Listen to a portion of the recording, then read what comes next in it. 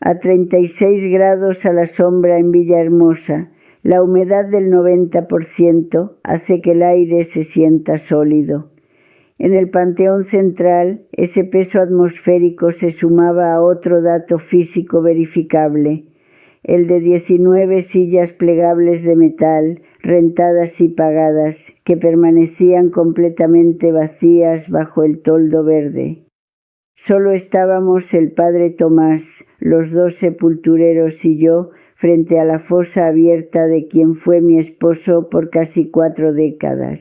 El momento exacto en que el mecanismo de poleas comenzó a rechinar para bajar el féretro de caoba, un gasto de 45,000 pesos, coincidió con una vibración sostenida en la bolsa de mi pantalón de lino. No era un mensaje de pésame.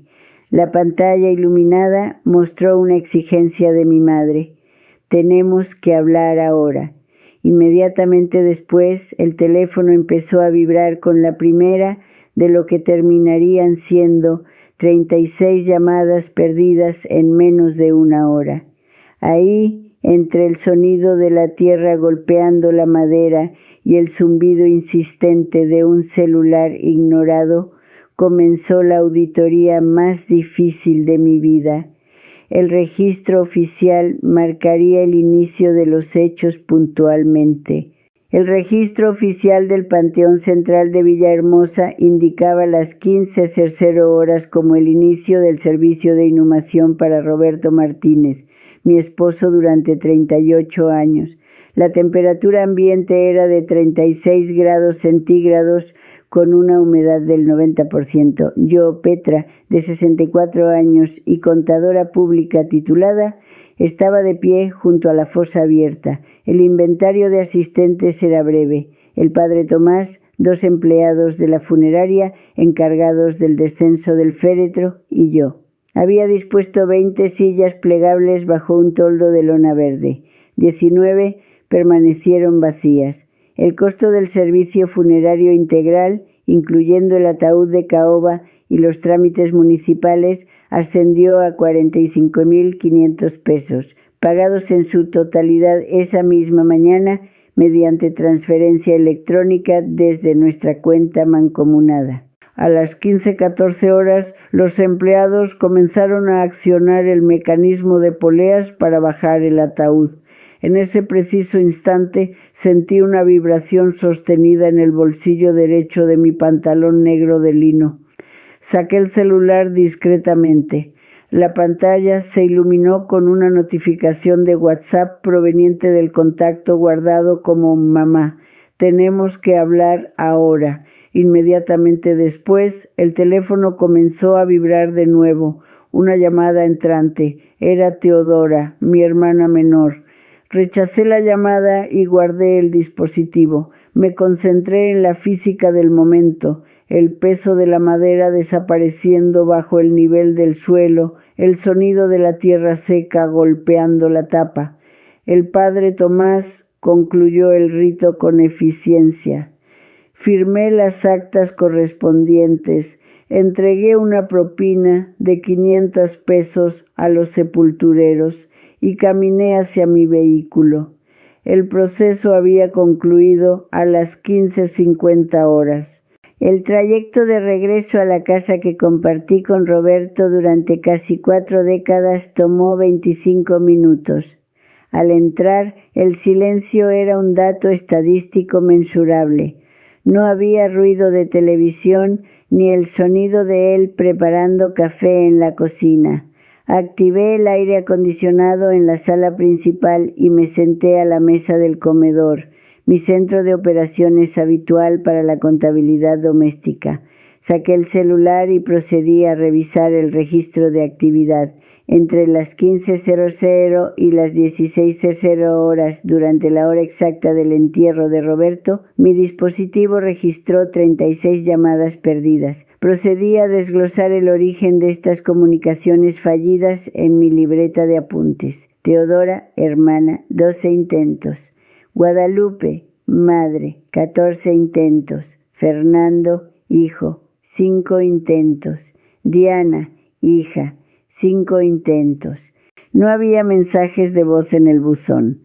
No había textos de condolencias en WhatsApp, solo el mensaje inicial de mi madre exigiendo comunicación inmediata, seguido de varios signos de interrogación enviados por Teodora y un mensaje de mi hijo Fernando a las 15:35 que decía: «Mamá, contesta, es urgente». La definición de urgencia en mi familia siempre ha sido variable y generalmente financiera. Analicé los datos. Toda mi familia nuclear directa, incluyendo a mis dos hijos adultos de 42 y 39 años respectivamente, había coordinado un esfuerzo masivo de comunicación exactamente en el momento en que yo estaba sola enterrando a su padre, esposo, cuñado y yerno. La ausencia física de ellos en el cementerio contrastaba con su presencia digital invasiva. Permanecí sentada, revisando el contrato de la funeraria y la factura fiscal. Todo estaba en orden desde el punto de vista administrativo. Roberto estaba legalmente fallecido y enterrado según las normas sanitarias y civiles del estado de Tabasco. Mi balance personal, sin embargo, mostraba un déficit significativo en el rubro de apoyo familiar. Decidí no devolver las llamadas en ese momento. Necesitaba más datos antes de proceder. A las 8:00 del día siguiente inicié mi rutina habitual con café negro sin azúcar. Abrí mi computadora portátil para revisar las plataformas digitales. Mi cuenta de Facebook es mayormente inactiva. La uso para monitorear noticias locales.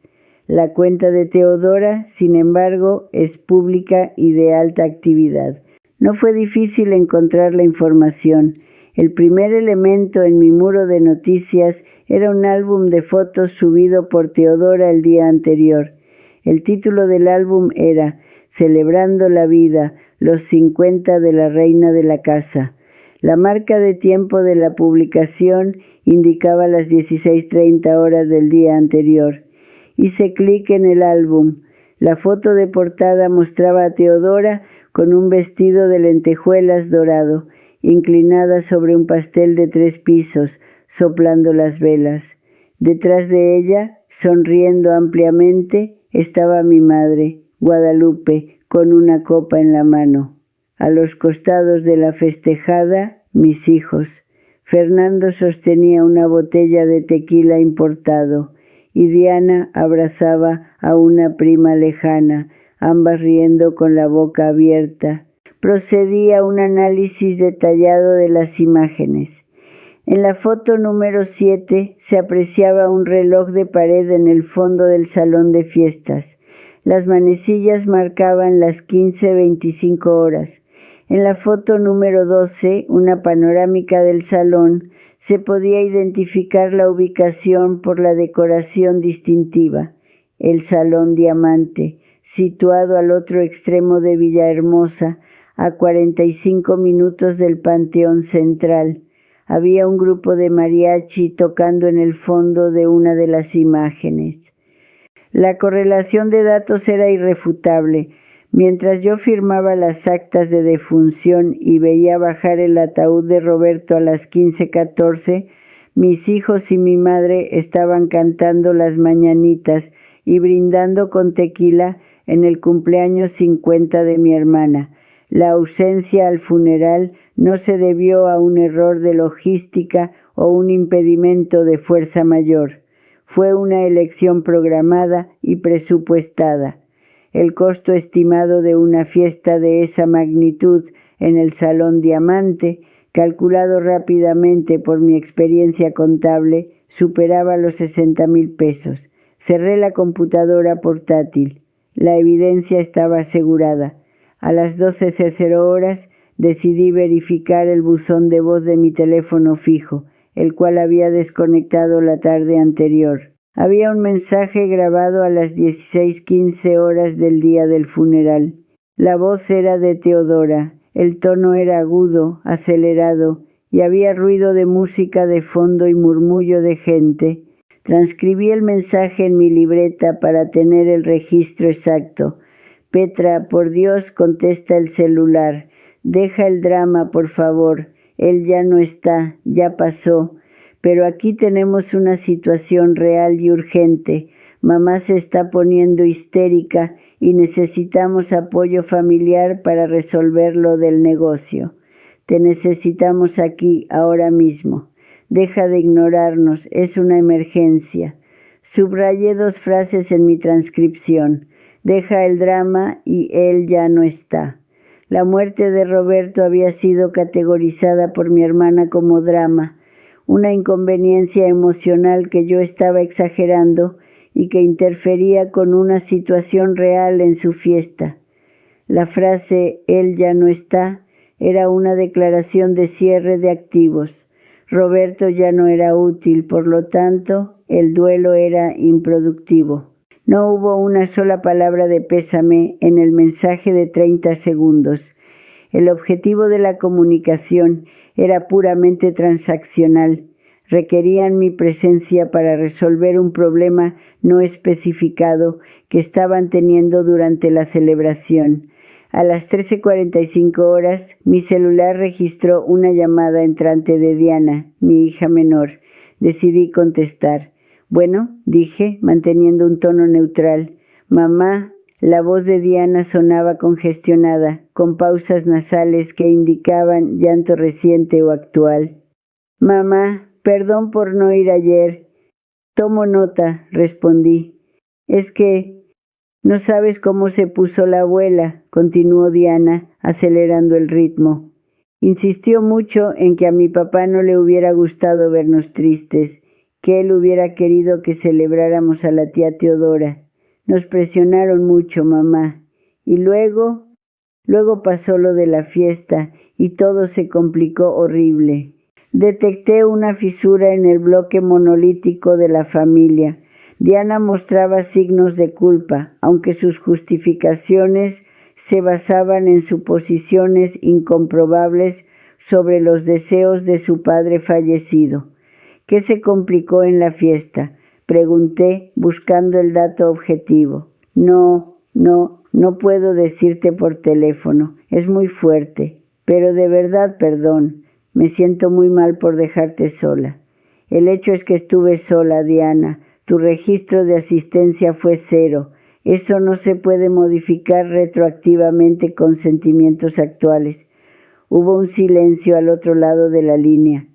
¿Vas a estar en la casa? ¿Necesitas ayuda para, no sé, mover sus cosas?, preguntó ella finalmente. No es necesario hoy, corté la llamada. La llamada de Diana confirmaba la presión ejercida por Guadalupe y Teodora, pero no eximía a mis hijos, adultos de casi 40 años, de su responsabilidad individual. Su colapso emocional momentáneo no alteraba el balance final de los hechos del día anterior. Esa noche me senté en el despacho de Roberto. Encendí su lámpara de escritorio y abrí el archivero metálico donde guardábamos los expedientes financieros históricos.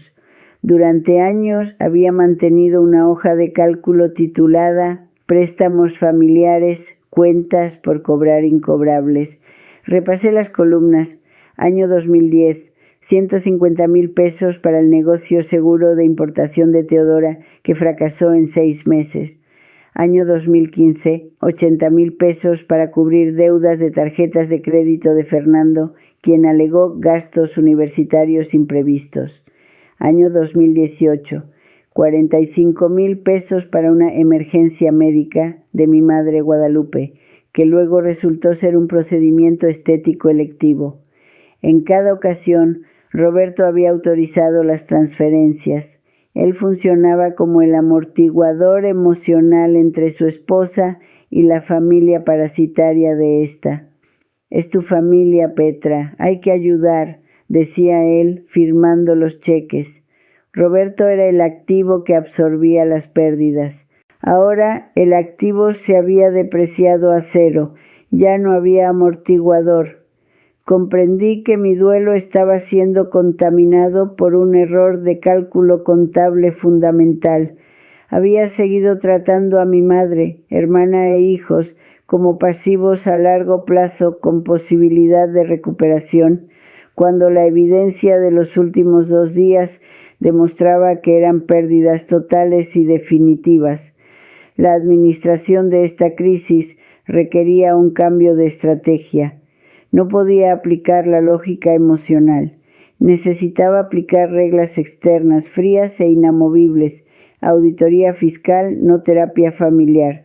A las 9:00 horas del tercer día, me presenté en la Notaría Pública número 45 con el licenciado Vargas.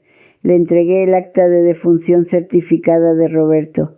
Proceda con la apertura del proceso sucesorio inmediatamente, licenciado, instruí. Necesito un inventario formal y el aseguramiento de todas las cuentas bancarias y propiedades a mi nombre como albacea provisional. Nadie más debe tener acceso. Entendido, doña Petra. Bloquearemos las cuentas mancomunadas hoy mismo para evitar movimientos no autorizados, respondió el notario tomando notas rápidas. Salí de la notaría a las 10:30 horas. Mi siguiente parada fue la ferretería. A las 12:00 horas, un cerrajero estaba en mi domicilio cambiando la combinación de la puerta principal y la puerta de servicio del patio. El costo fue de 2,500 pesos, registrado como gasto de seguridad necesario. Mientras el técnico terminaba de instalar el nuevo cerrojo de alta seguridad en la entrada principal, un vehículo se estacionó bruscamente frente a la casa. Era Fernando, mi hijo mayor. Bajó del auto sin cerrar la puerta. Vestía la misma camisa que llevaba en las fotos de la fiesta de ayer, ahora arrugada. Su aspecto era desaliñado, con ojeras prominentes. «Mamá, ¿qué haces?», preguntó, mirando al cerrajero con desconfianza. «¿Por qué estás cambiando las chapas?». «Mantenimiento correctivo», respondí, firmando la orden de servicio del técnico. Fernando se pasó una mano por el cabello, nervioso. No hubo saludo, no hubo preguntas sobre cómo había pasado la noche, ni mención alguna del funeral de su padre. «Mamá, mira, tenemos un problema gigante, gigante. Por eso te llamábamos ayer como locos. Necesitamos efectivo, rápido. La tía Teodora es un desastre». «¿Qué tipo de desastre requiere efectivo un día después de que enterré a tu padre?». «Es legal, necesitamos sacarlo. Papá siempre tenía efectivo en la caja fuerte del estudio». «¿Cuánto hay?». «100,000, 200. Necesitamos todo lo que haya». Lo observé detenidamente. Fernando no estaba ahí como mi hijo en duelo. Estaba ahí como agente de cobro de Teodora y Guadalupe. La urgencia, que justificó su ausencia en el cementerio, seguía siendo la prioridad operativa.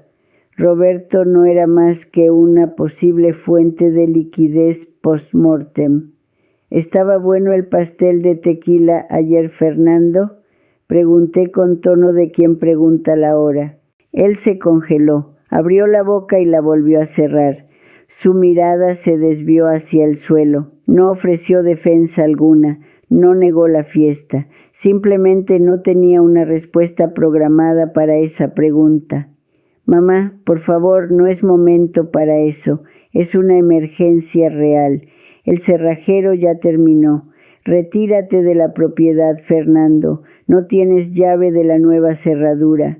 Fernando me miró con incredulidad, pero ante mi postura inflexible, dio media vuelta, subió a su auto y se marchó acelerando innecesariamente. Pasé la tarde del tercer día organizando la documentación en la mesa del comedor. Creé 3 carpetas físicas. Carpeta A, etiquetada gastos funerarios.